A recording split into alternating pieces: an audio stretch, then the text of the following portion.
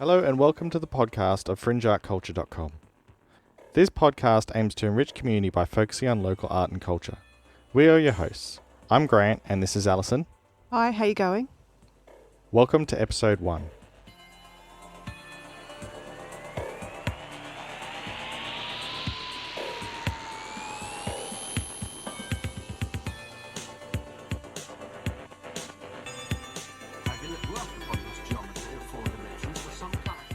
On this podcast, we'll be exploring in more depth the topics raised during the month on our blog. We are new at this, so please be gentle with us, but that doesn't mean you shouldn't pull us up if we get something wrong. Please do. We'd also like suggestions and comments on the blog. We want this to be a community built by the community for the community. We will be chatting to artists, authors and musicians, sharing with you the best of what we can find in our local community, including author readings, flash interviews with musicians, and sets from amateur comedians.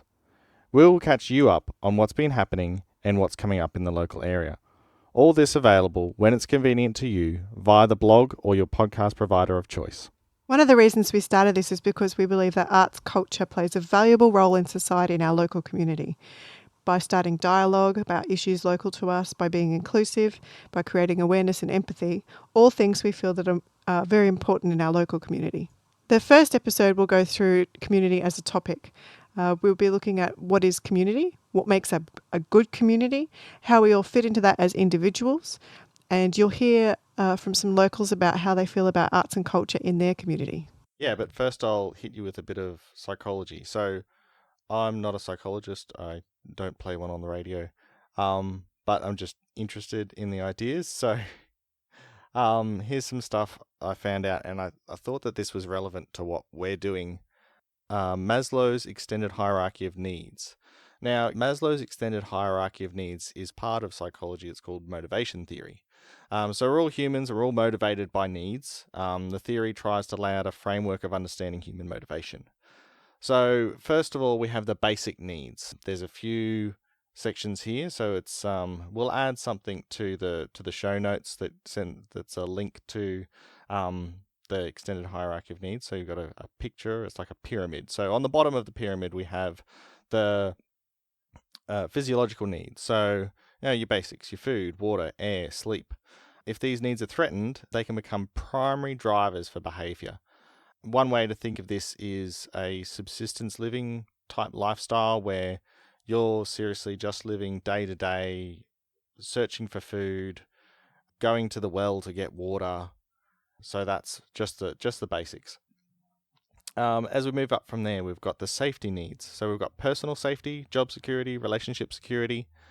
These needs get more complicated due to things like people remaining in a job that they're unhappy with because they need the money in order to have a place to sleep, place to live. Or people might remain in an abusive relationship even though it might threaten their personal safety because they fear the rejection of being alone. Like I said, they're complicated. When these needs are threatened, it often results in stress and anxiety, which can affect performance in the areas of the higher order needs. And these needs are subordinate to the physiological needs. Social needs, so love and belonging. These are to do with the relationships with family, friends, peer groups, basically being social. Familiar relationships with friends and family, or intimate or sexual relationships with a partner. When these needs are not fulfilled, we feel lonely or isolated, and you can tend to feel depressed or introverted. The depression and isolation in some situations cause people to avoid social situations due to anxiety, especially in large groups. So it's kind of a self-perpetuating thing. The top tier of this bottom section of the basic needs are the esteem needs. The two sections in here are reputation, which is described as your position in the community, how you treat others, and aspects of your character that others ascribe value to. The next part of that is self-respect, which is how you see yourself in the community, what treatment you accept from other people that you call your friends, and aspects of your character that you ascribe value to. If these needs aren't fulfilled, it's hard to achieve fulfillment in the high level needs, but you're not going to die or anything. You may even become content with a suboptimal situation when it comes to these needs being fulfilled. These needs can sometimes be fulfilled in a superficial or selfish way by either increasing your outward appearance of material wealth or beauty, or even putting other people down to gain self-esteem. Which I think is really important these days, because we look at social media and Instagram and all those types of accounts where you're constantly seeking extrospective feedback. You know, you're always looking for outside in happiness. We're not really taught these days to look from inside out, and that's a harder thing to do. Higher order needs. So these are the being and growth needs. First one here is understanding. So that's the desire to know things, which includes education and information about the world. Learning about, say, a religion or other life philosophies. Learning about particular aspects of how the world works. For example, chemistry, biology, astronomy, ecology, economics. The next section is aesthetics. So the desire to experience beauty. Creating or consuming art, appreciating the patterns that appeal to us personally, and you might even include ideas of kind of sacred geometry or like the Fibonacci sequence, what are they called? The perfect ratio or whatever. So that's subjective beauty is a very interesting thing when it comes to art, particularly because there's a couple of different ideas on that, because some people would say, well, it's that, especially when it comes to like sacred geometry, those things are intrinsically beautiful or intrinsically aesthetically pleasing, and therefore it kind of gives a grounding to what beautiful is. But then I think that there's still also a lot of subjectivity there. About personal experience and meaning that way. Yeah, kind of you connect things. Well, that's kind of how I see it. I might be wrong. Would love your feedback on it. And at some point, we'd love to do a deep dive into aesthetics, because obviously it's very key when it comes to art culture. Self-actualization.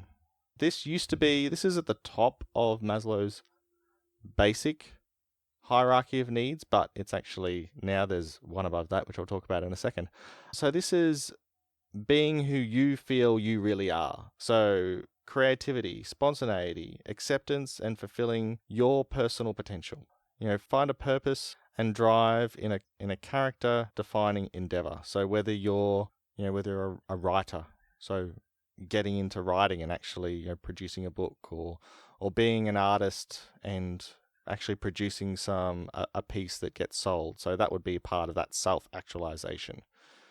Being a musician and actually getting an album out there. And then we've got, in self-actualization, interestingly, we have morality. Now, we haven't really spoken about morality in the rest of the hierarchy, but in this it's described as understanding how your actions affect others. So Maslow theorized that immoral behavior was often due to unfulfilled needs in one of the basic categories. If one was hungry, you might steal food. If your safety was threatened, you might be more likely to lash out in violence. People whose love and belonging needs aren't fulfilled might have an affair.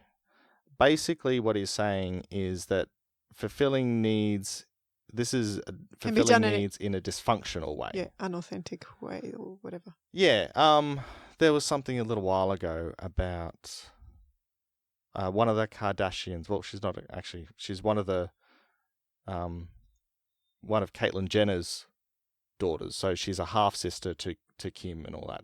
She's just turned 18. So for her 18th birthday, she got a Ferrari and a face job. So she got a whole bunch of work done on herself. Now, a polar opposite to that is, it wasn't Namazi. It was that other young Muslim girl who got shot in the face for standing up for women's rights. On her 18th birthday, she opened a school for underprivileged children. So, as you can see, there's two people fulfilling esteem needs, maybe you can pick which one might be acting in a more selfish or Functional way. dysfunctional way. I'll leave that up to you. I'm not saying anything. Yeah, so when you look at, I don't know if you've heard of Peter Singer, but he theorises that there are two different types of people who give to charities. So if you look at effective altruism and people who look at ways that their charity, giving to the right charity to have the maximum impact, or those who are called, I think it's warm glow, I think that's what he says, warm glow altruism, where you're doing it to make yourself feel good. But when you look at the difference between those two types of giving, it may be that you don't have the financial security to be able to give effectively, and in which case you tend to fall back on that warm glow because it becomes a self-esteem thing as well. So that might actually be a dysfunctional... Yeah, it's a dysfunctional way of giving. But of achieving the self-esteem need, because that giving shouldn't be in the self-esteem. It should be above that when you're doing it for the fact of doing it rather than to fulfill some other need. Exactly. Now, obviously, one criticism of the hierarchy, of Maslow's hierarchy, is that it's unattainable. And if you think of a lot of other philosophies around, how to live, they're pretty much all unobtainable. The idea of that's what virtue ethics is. Virtue ethics is basically you set a really high bar and then you try and reach the bar. Now, if you set a low bar, then you're going to reach it and it doesn't achieve anything. So setting a high bar is a good aim because then you're constantly trying to better yourself by setting a high bar. So it's an interesting criticism and may not be a valid one. And then the other thing about the hierarchy of needs is whether these higher order needs are achievable if the lower order needs aren't fulfilled. Like we said just a second ago about the giving side of it, can you really say that you're giving for that to fill that transcendent need if you're using it to fill the esteem need? Shouldn't you be filling the esteem need in a functional way, in the best way, and then that way you're not supplementing it, that fulfilling the esteem need with something that should be in that other place. So they're kind of like, you can think of them like video game achievements. So each achievement then unlocks the next achievement. So once you fulfill that esteem need, it then gives you the ability to... Because if you can get to a higher level and you don't have all the tasks, the tools you need to get there, you're going to fail. Yeah, well, that's another thing as well. Usually you won't, if you go to a level where you need to have unlocked certain achievements to get certain or tools. Even, a lot of games are designed, when you think about it, the game of life, a lot of games are designed in a way that you need to not just get tools, but you need to get certain skills before you're able to beat the big boss. Yeah. And so the same thing sort of applies, I guess.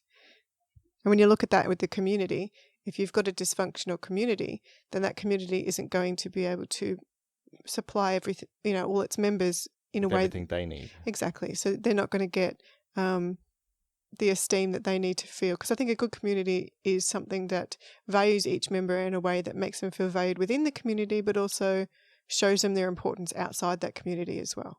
Yeah. So that comes back to, particularly the esteem need and your position in the community. A good community values its members and is able to show them how they're valued. And I think that's really hard when you look at the different levels of community we have. Okay, so we take the online community for one, and we might all feel included in the fact that we all belong to Facebook. But when you look at the individual layers of that, Facebook itself does not teach you that you're valued. Yeah. Do you know what I mean? So there's that whole level of, I feel valued because the people that are interacting with might click that button or might write a comment or whatever. Yeah. But that's it's a superficial way of achieving that. So that extrospective way of achieving value doesn't work outside. You're not going to call someone, if you have a death in the family or a dire need that you need help with, for your mental health or, even a physiological thing, you're not going to get on Facebook and say, please help me, because, no one, as much as there is that avenue. You may not put it, I'll just say you may not put it on the group that you're a member of for fan appreciation for Justin Timberlake or for whoever. Everyone's guilty of having friends on Facebook that they don't actually see in real life, or even if they walk down the street beside them, not even say hello. You might not say hi. So it's superficial in that way. So it does make it, hard for, especially, I'm going to sound old and all diddy here, but to grow up now with having, this level of engagement that our kids have to learn how to deal with and develop with, as opposed to when we grew up, even, being 10 years ago, and not having that same level of engagement. Our high school years were all about conforming and, you survived by being one of the group. And it's not until you get outside high school that you realize being an individual is actually probably the best thing that can be, that I can be. You don't measure yourself against somebody else as much. No.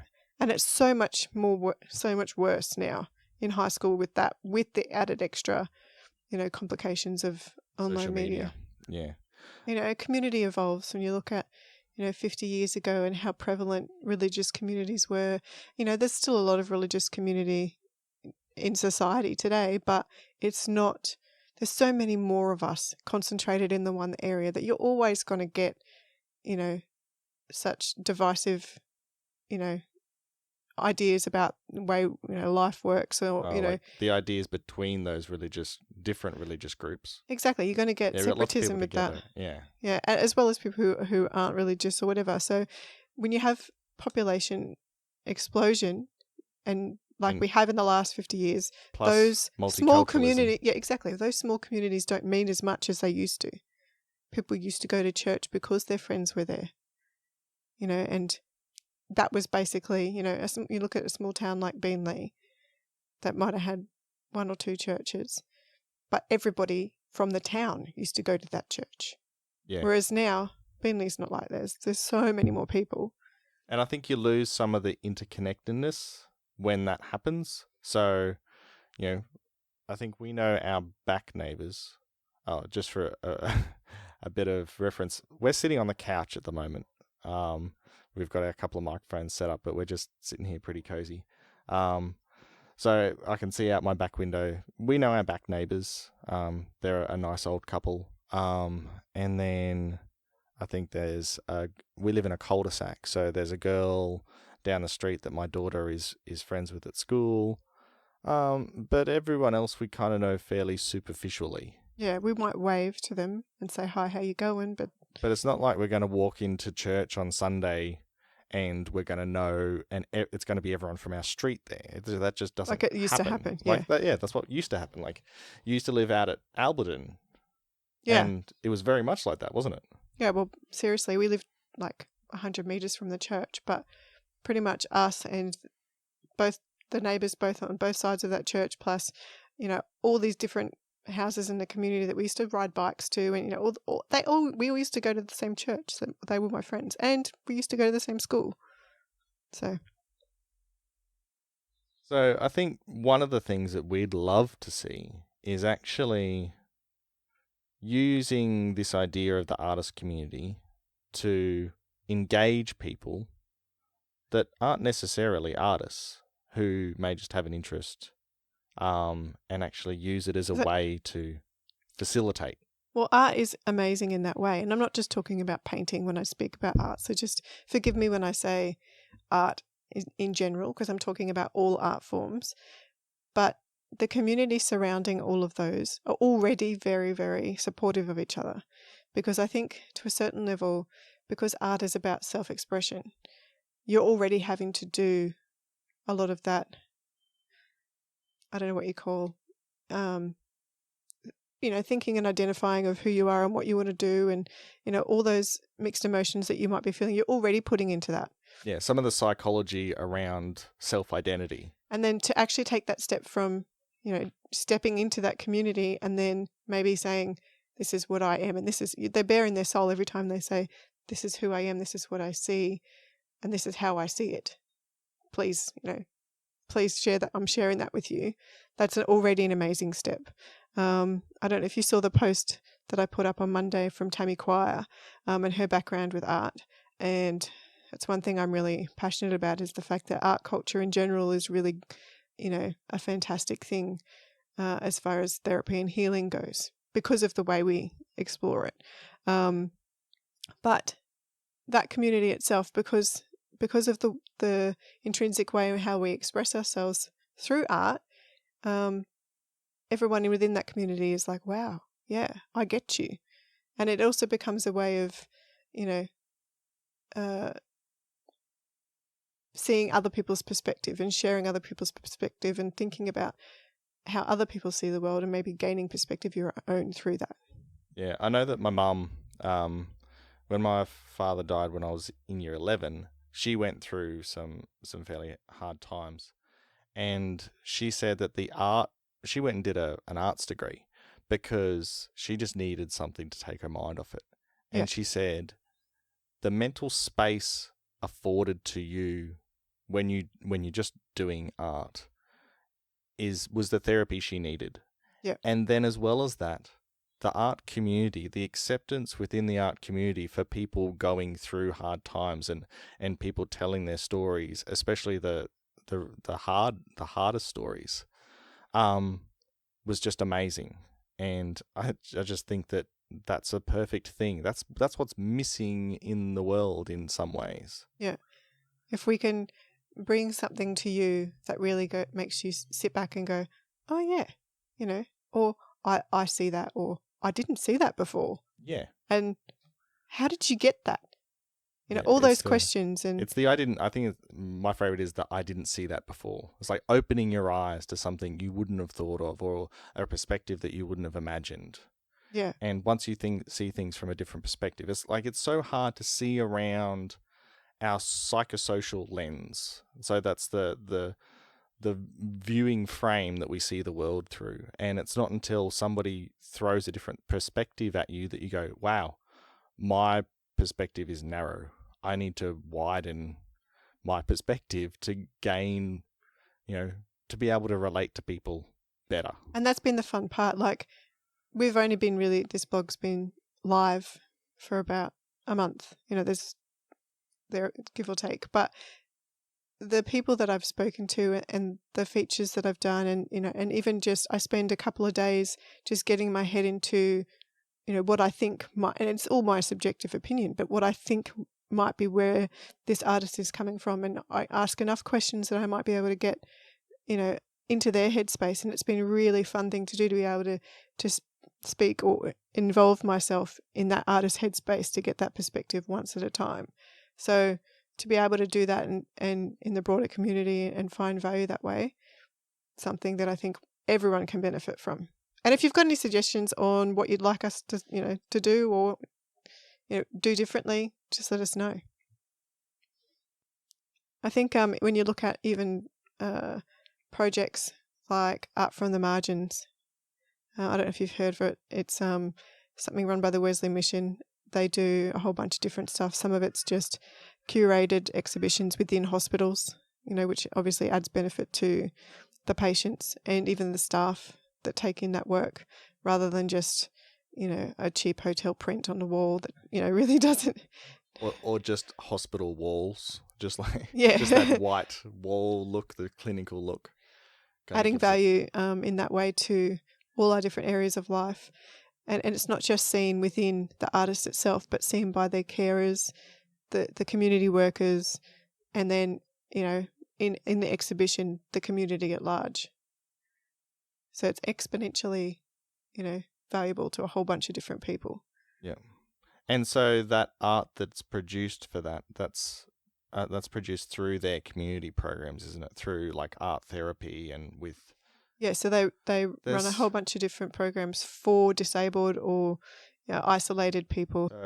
So St Andrew's War Memorial Hospital.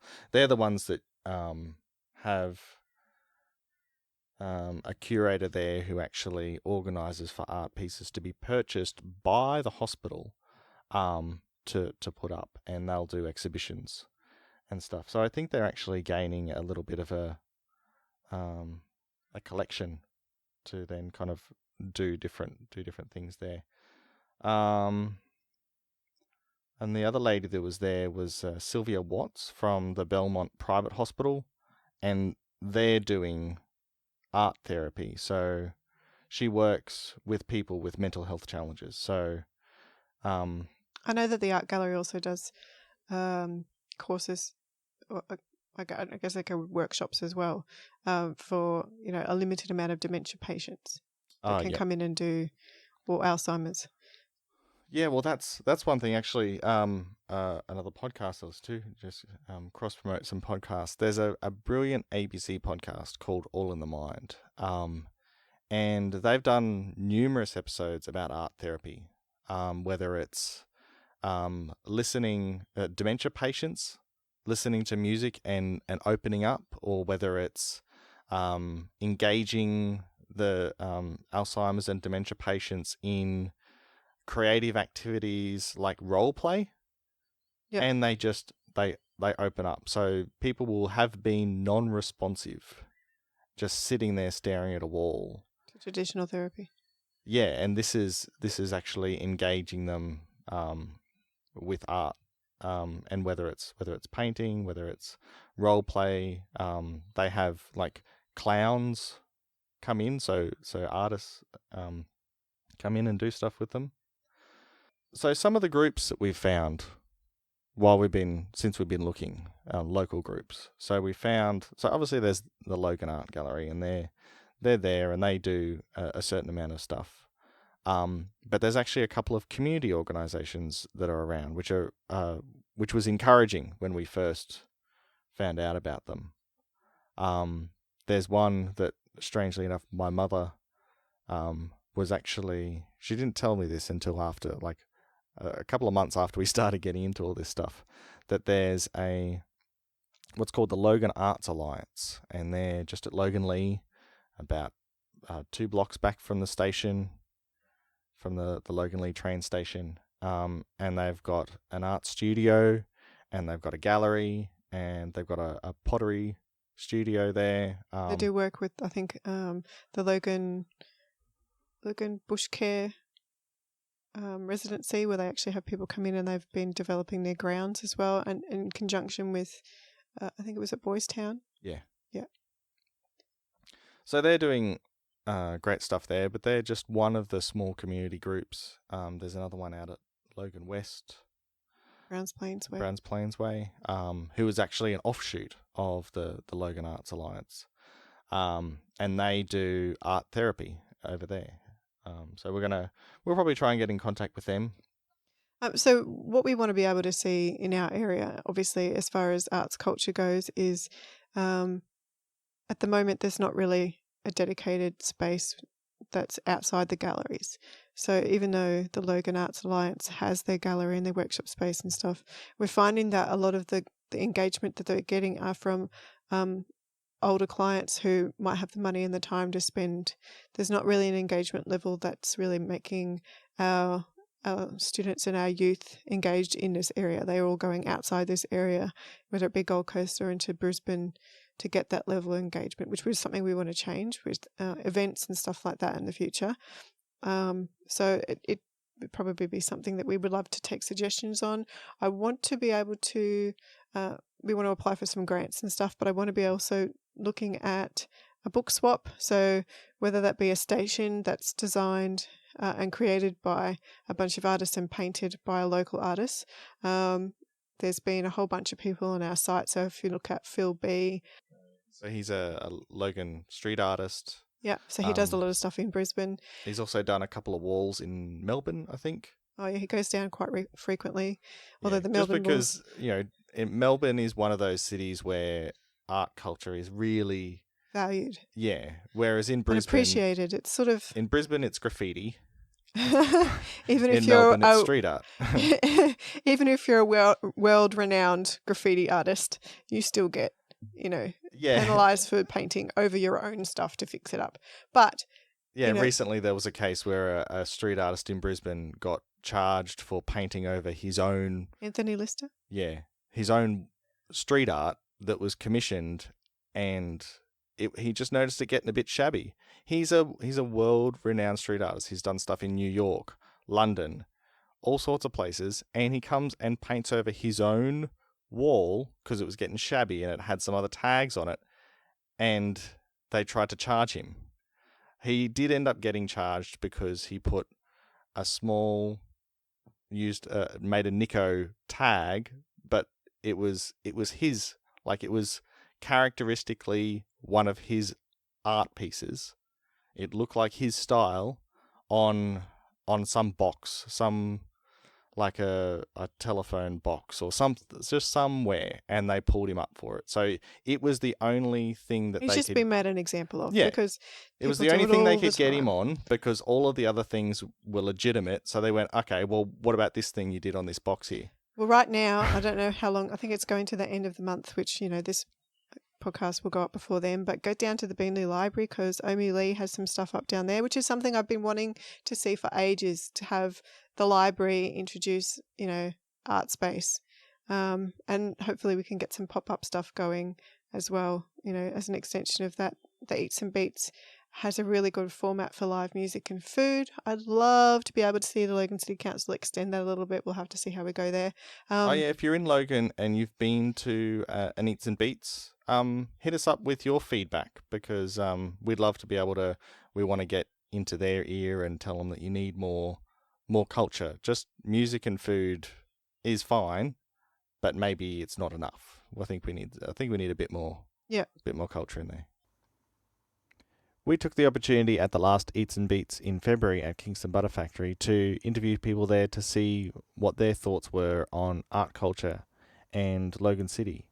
Here's what they had to say.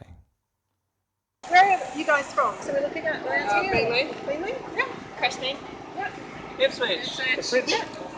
We just heard about it. We just haven't come. There we are, reunions.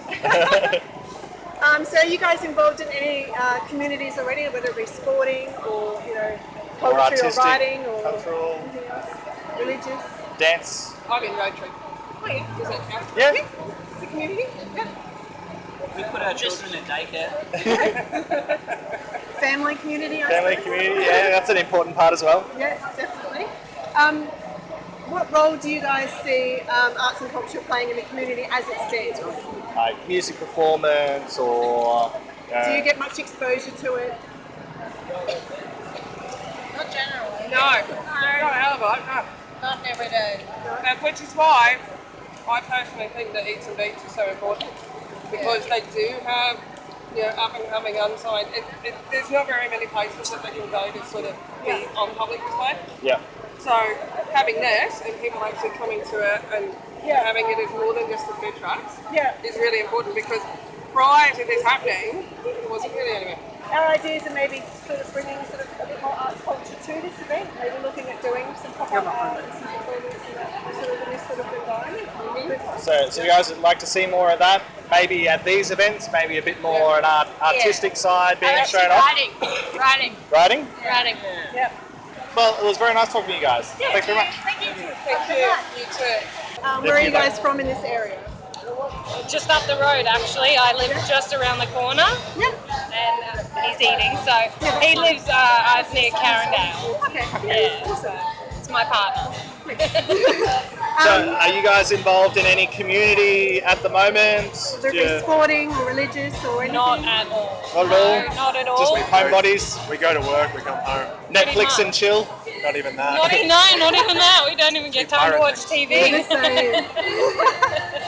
So would you like to be exposed to a little bit more art culture? What do you think about that in our area? I think we're more opportunistic. Yeah. Like, I catch the train home, and so we saw this and then went home and got changed and was like, cool, let's go. Yeah. I don't want to cook dinner tonight. Yeah. So And is there anything else that you think's lacking in the community in Logan that you would like to see? Probably more sort of awareness about these sorts of things. I mean, Yeah. I never know when they're going to be on, and I'll come home from on the train, and I realise there's an event here, but there's never. I mean, if it was happening here, there should be some signs up at the train station. You know, maybe in the week leading up to it, or you know, that sort of thing. Because I don't have social media, I don't do Facebook and all that sort of stuff, so I miss out on unless it's like we're going to be here this week. I kind of miss out on knowing what things. So I think it would definitely be beneficial to the area. I mean, like I'm a homeowner here, so anything that enriches the area is always a bonus in my eyes anyway, because anything that can sort of help the community and raise property prices is a bonus for me. You know, any development and that sort of thing. I mean, there's a pretty rich culture here anyway, with the huge number of like multicultural. It's very diverse. Yeah. But anything more. Well, that's what we're hoping, because you know, if we can get some diversity as far as the art culture goes, and you raise them a little bit understanding about that. Yeah, definitely.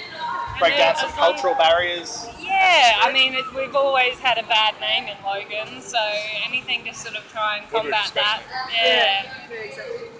And all this stuff Good luck. recently doesn't help, so. You can do your bit, that'd be great. That's cool. Yeah, awesome. Thanks for that, guys. Well, have a good night, guys. Yeah, good luck in your All the survey.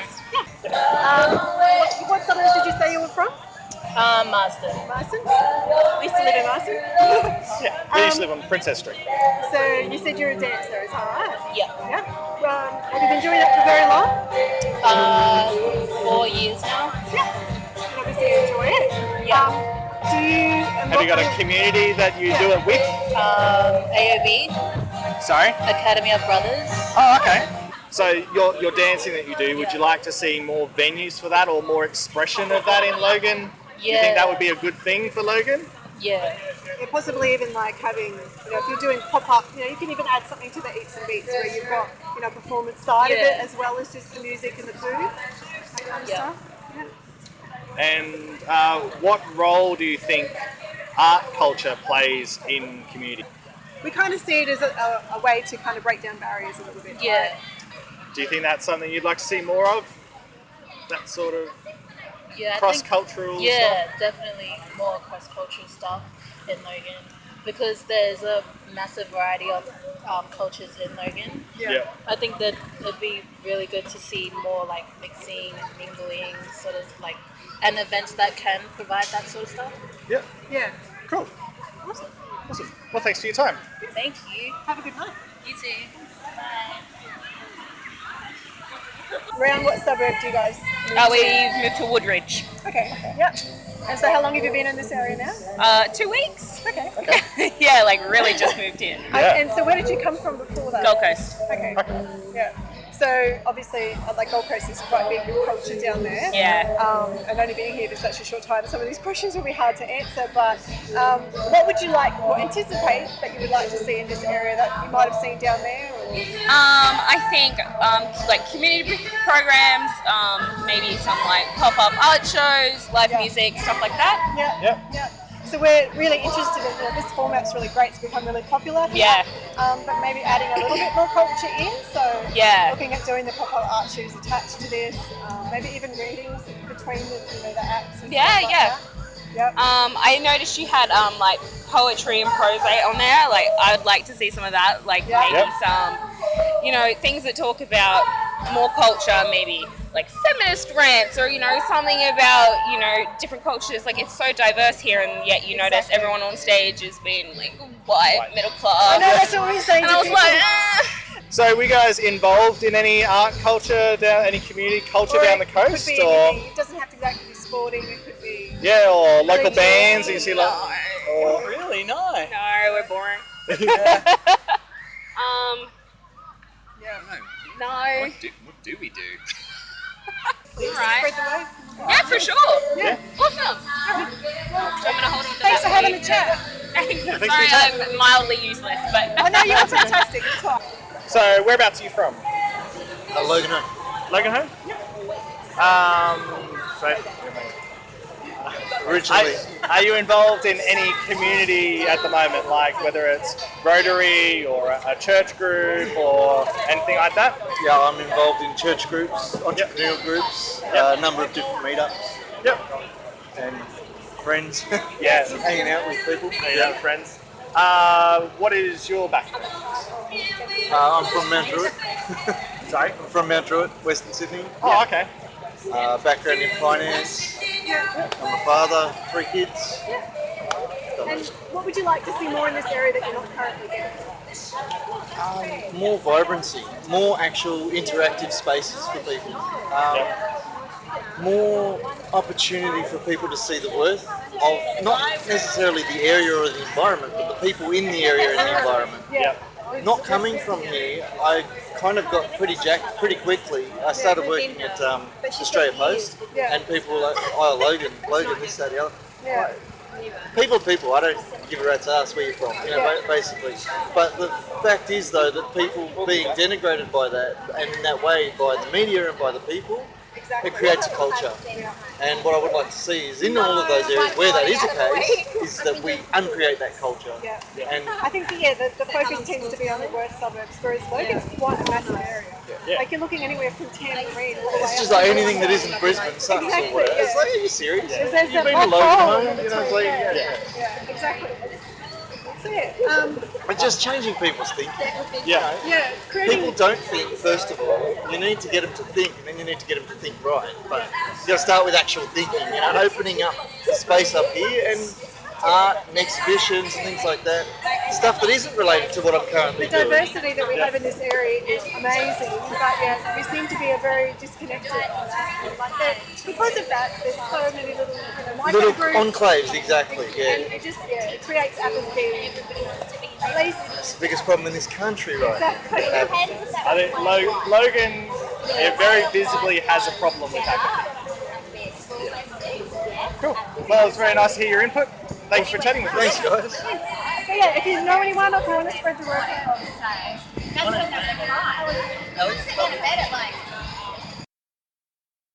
That's what they had to say. We'd also be interested what you have to say. If you have any thoughts, hit us up on the blog. We've already had a bunch of amazing artists on our blog. There's been a few events inside Logan, but some outside as well. A lot of them have been from Logan artists. We have been trying to give a good balance of stuff that's going on, but we're just trying to get on top of everything that's going on so you've got a great idea of the culture around you. Coming up in the next couple of weeks is a landscape photographer, Wayne Budge. He's an amazing guy.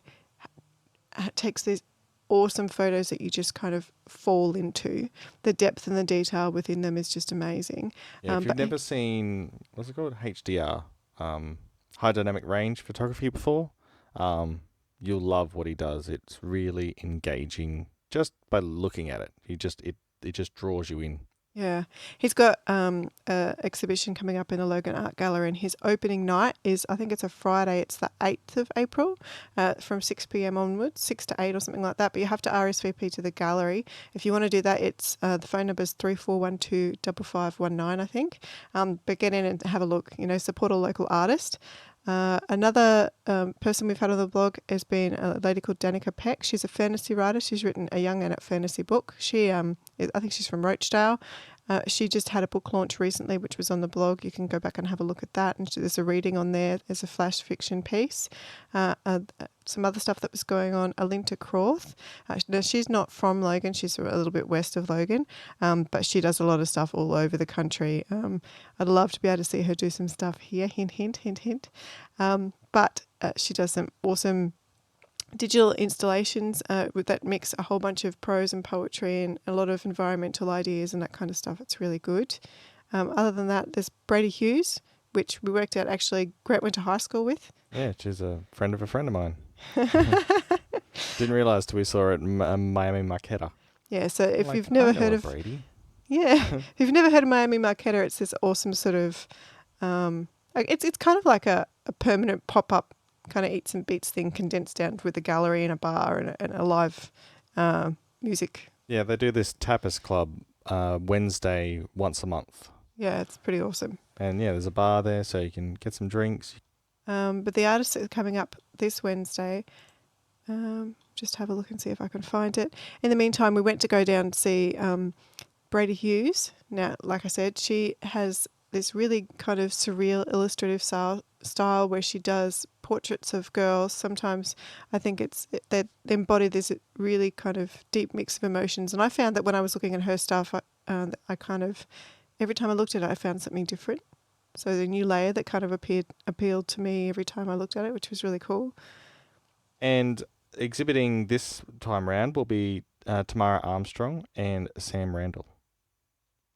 Yeah, so introducing them and a person who does a lot of work, getting those people into that venue is a lady called Naomi. Her work is under her artist name Omi Lee. At the moment, like I said before, Omi Lee actually has her work up at the Beenleigh Library until the end of the month, so get down and check that out. But her signature technique with palette knife is really, really cool.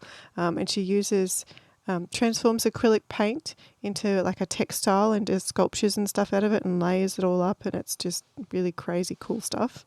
She recently went to the Netherlands, I believe, and when she was there, Finland. she was inspired by, it was at Christmas time, so she was inspired by the snowflakes that they do. So she even did some acrylic snowflakes while she was there. Yeah, learn a lot about their landscape and how, kind of went over to try and, I think, express Australian landscape in her own way. We've also had a flash fiction interview with Nicole Brophy. She has a real PJ Harvey style, gritty rock, alternative country, a bit of blues, that kind of stuff. She's really awesome. Likewise, Hayley Calvert was a little while ago. She's got a folky blues kind of sound to her too. That's really cool. Yeah, I love her voice. Yeah. Mary Randall, she has had a lot to do with the bush care residency that had run throughout Logan last year. She does like audio-visual installations that are really kind of cool, just close-ups of... And surreal as well. She kind of uses the idea of the kind of ickiness, but kind of the really close-ups of the just the undergrowth, the root structure of the plants, and with like these little animated bits and pieces that kind of imagery of how squidgy noises and show how the plants are actually kind of really alive. She kind of brings them more to life. Kind of makes you think about the ecosystem more than just these pretty manicured trees. Yeah. Pretty gardens and that kind of stuff. It's really kind of cool. Mark Davey, he, Eden's leading artist, he has this fluid kind of expressive style to his work. He does a lot of stuff.